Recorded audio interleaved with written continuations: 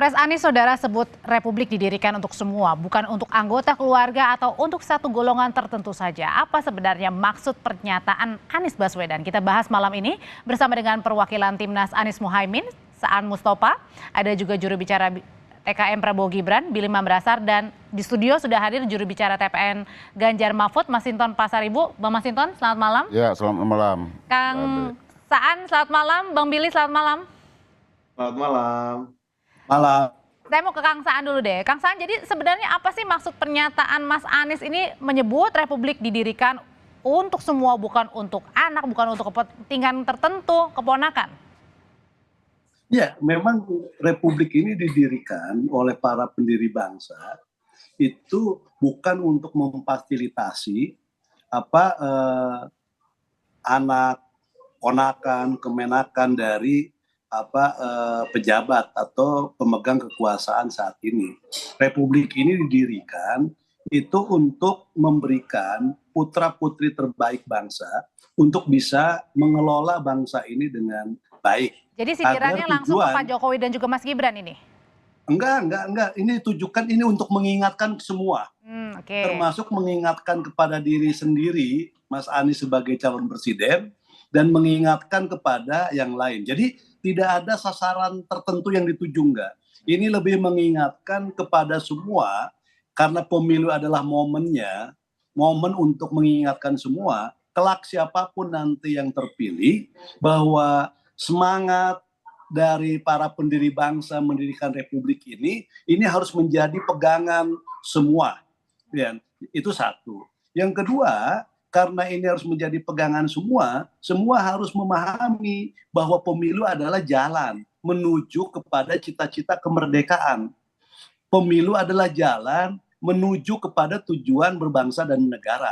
Karena pemilu itu adalah jalan menuju cita-cita kemerdekaan dan tujuan berbangsa dan negara, maka hendaknya mereka semua mengabaikan atau menanggalkan semua semangat-semangat yang namanya semangat nepotisme, semangat dinasti yang gitu-gitu, itu harus ditanggalkan agar yang mengelola. Dan itu ditujukan untuk keresahan saat ini, Kang Saan?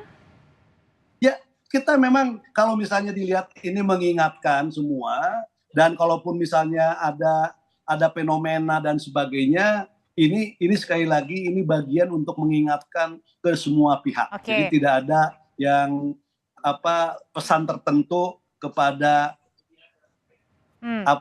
yang tertentu juga. Jadi enggak ya. Oke.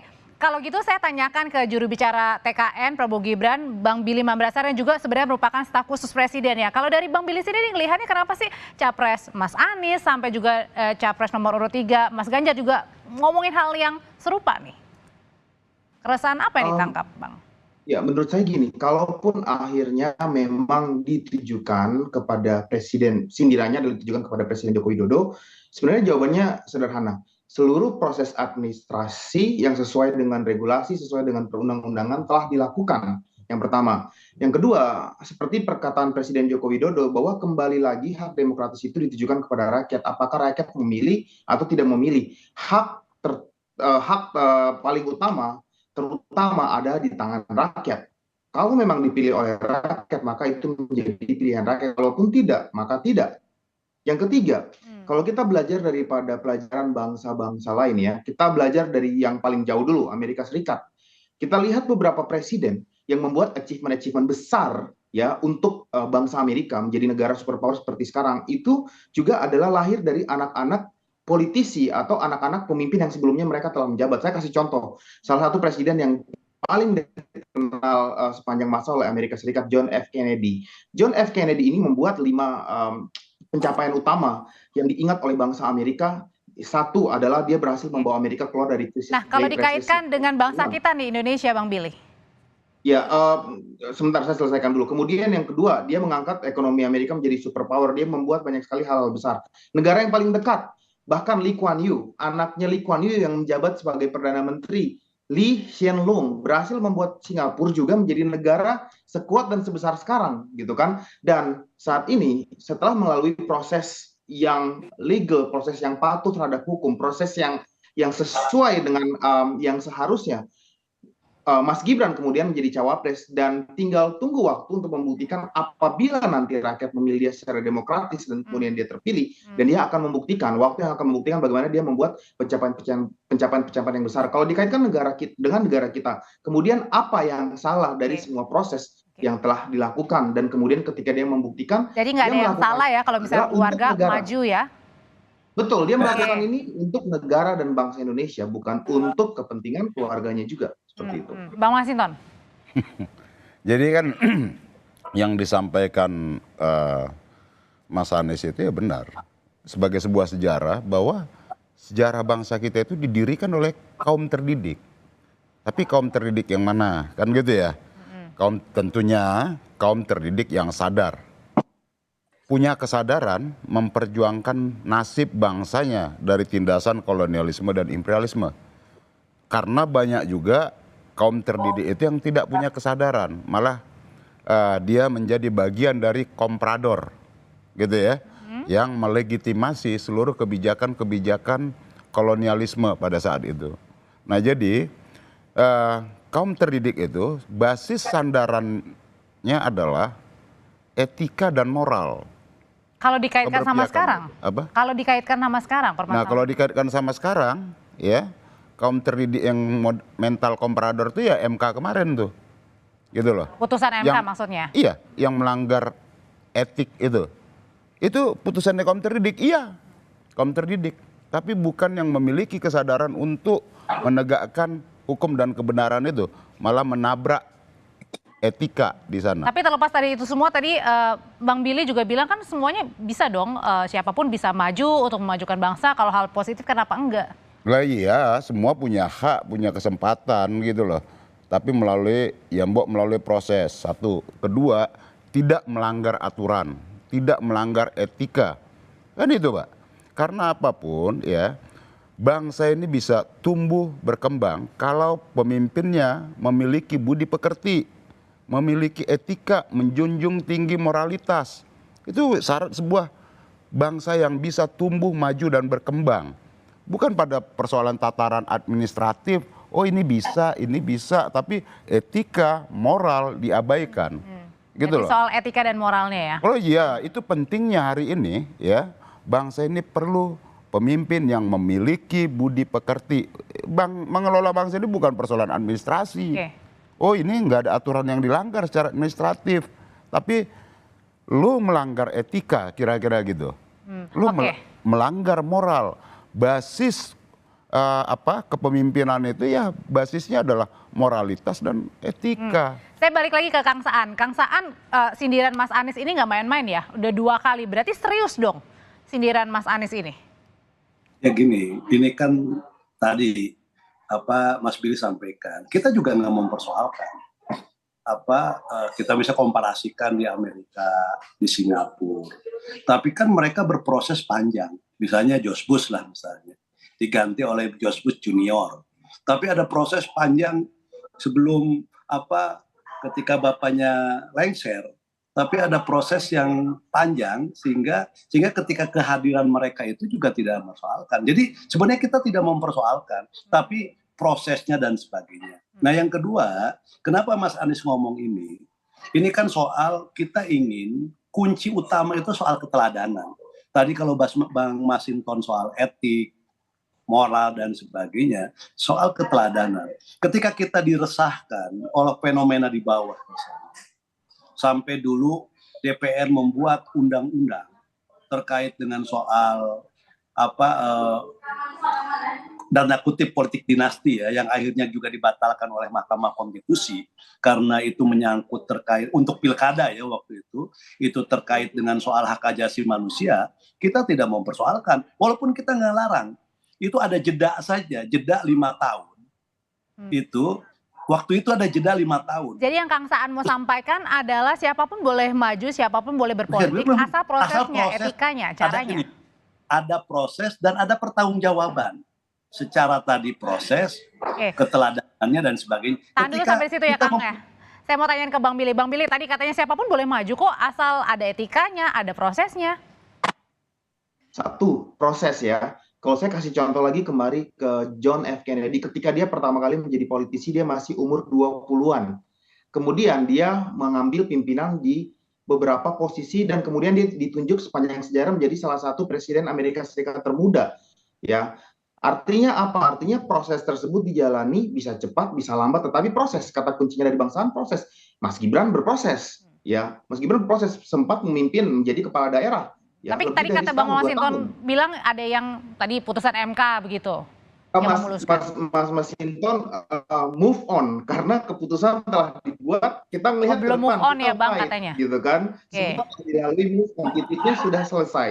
Ya, proses etika, proses administrasi, semuanya sudah berjalan. Ayo lihat ke depan, seperti itu. Dan kembali lagi menyanggah sindiran apabila, oh ini ditunjuk anaknya untuk kepentingan keluarganya. Tidak juga, tidak benar, karena Pak Presiden Jokowi selama 2 periode berjuang untuk bangsa Indonesia, bukan untuk kepentingan keluarganya, dan pencapaian-pencapaian luar biasa telah dicapai.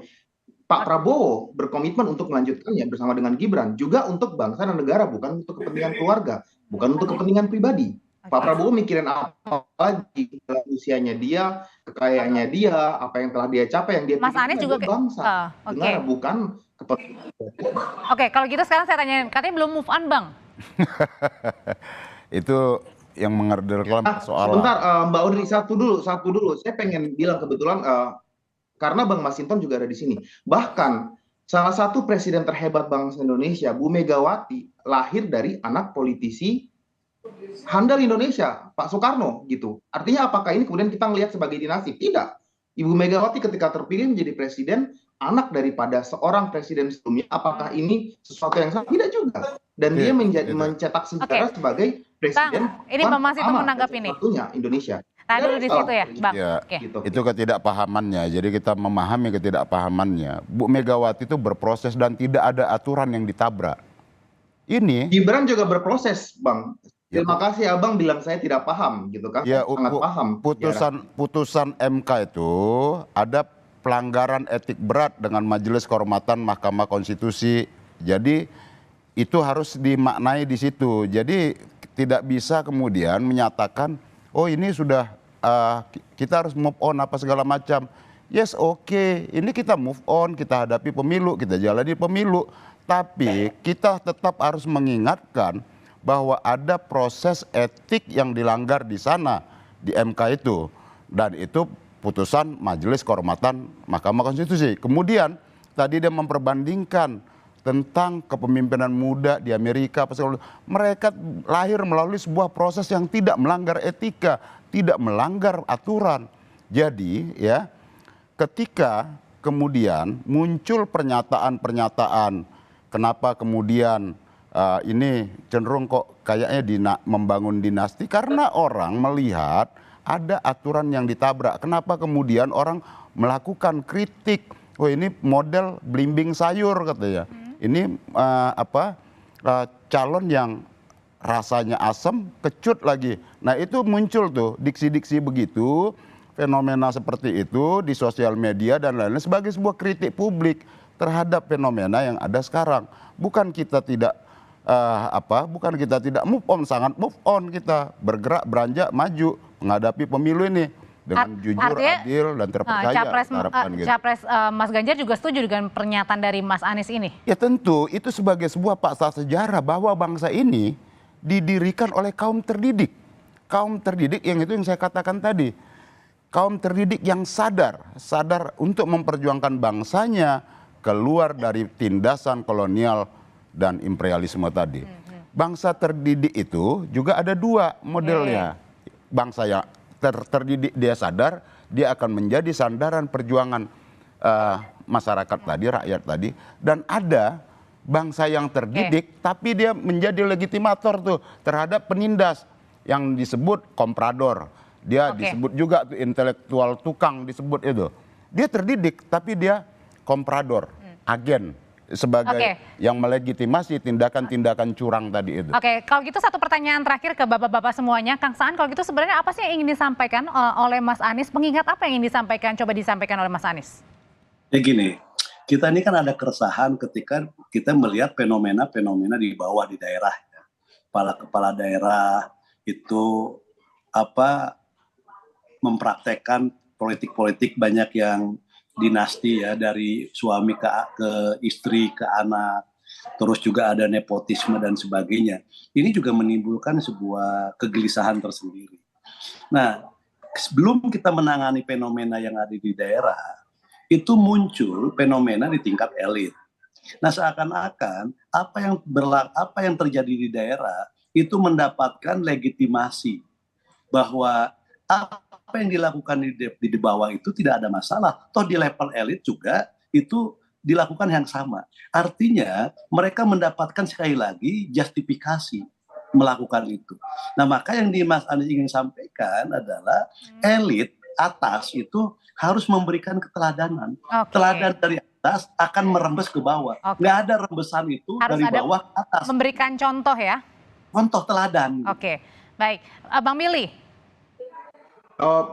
Topik malam ini adalah tentang sindiran apakah majunya Pak Prabowo dan Gibran untuk kepentingan negara atau untuk kepentingan anak kemenakan gitu kan. Kembali kepada argumentasinya, maka kedua narasumber yang hadir hari ini belum mematahkan bahwa sindiran tersebut tepat membenarkan bahwa memang majunya Prabowo dan Gibran adalah untuk kepentingan anak kemenakan pribadi, bukan untuk kepentingan negara.